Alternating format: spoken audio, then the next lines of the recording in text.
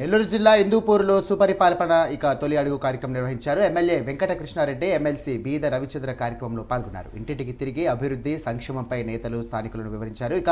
అనంతరం సచివాలయ భవనం, సీసీ రోడ్లు ప్రారంభించారు.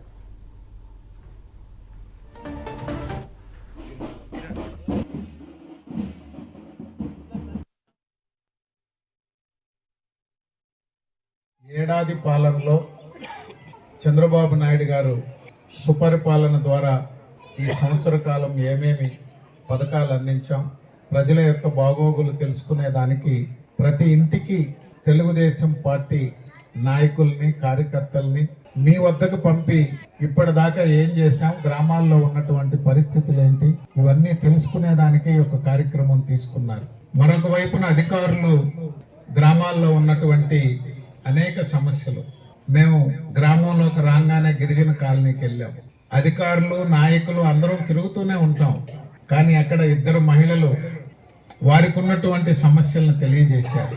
ఎందుకంటే పంచాయతీ బోర్డుకో ఇతర దగ్గర వచ్చి ఎవరి సమస్యలు వాళ్ళు తెలుపుతూనే ఉంటారు.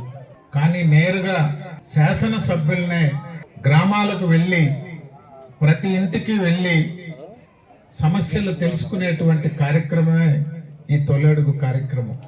ముఖ్యమంత్రి వద్ద నుంచి శాసనసభ్యుల దాకా ఈ యొక్క కార్యక్రమాన్ని ఎంతో ప్రతిష్టాత్మకంగా తీసుకొని పనిచేస్తున్నారు. మేము కోరేది ఒకటే, స్థానికంగా ఉన్నటువంటి గ్రామ పెద్దలు, పార్టీలో ముఖ్యులు, బూత్ కన్వీనర్లు ఉన్నారు, యూనిట్ ఇన్ఛార్జీలు ఉన్నారు, గ్రామ కమిటీ ఉంది, కేఎస్ఎస్లు ఉన్నారు. అందరం కూడా సమస్యలు